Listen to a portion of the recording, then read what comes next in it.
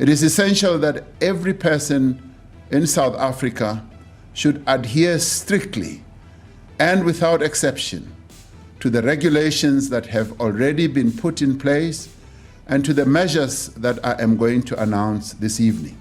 The National Coronavirus Command Council has decided to enforce a nationwide lockdown for 21 days with effect from midnight on Thursday, the 26th of March.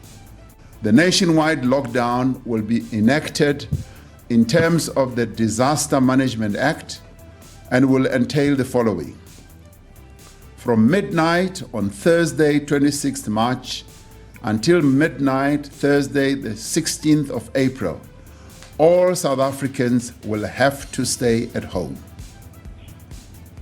The categories of people who will be exempted from this lockdown are the following: health workers in the public and private sectors, emergency personnel, those in security services such as the police, traffic officers, military medical personnel, soldiers, and other persons necessary for our response to the pandemic.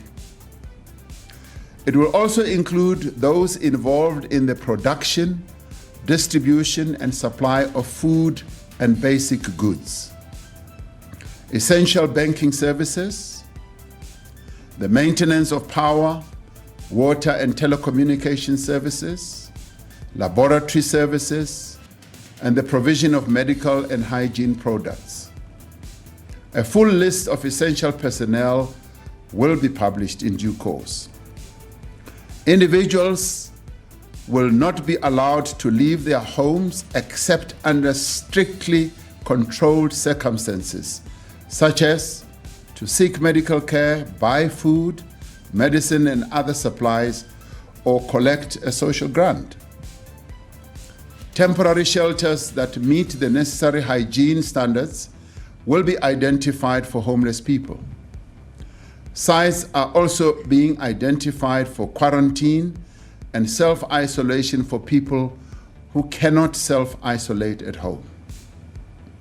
All shops and businesses will be closed, except for pharmacies, laboratories, banks, essential financial payment services, including the JSE, supermarkets, petrol stations, and healthcare providers.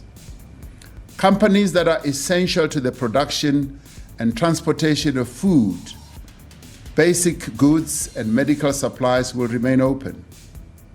We will publish a full list of the categories of businesses that should remain open. Companies whose operations require continuous processes such as furnaces, underground mine operations, will be required to make arrangements for care and maintenance to avoid damage to their continuous operations. Firms that are able to continue their operations remotely should do so. Provision will be made for essential transport services to continue, including transport for essential staff and for patients who need to be managed elsewhere.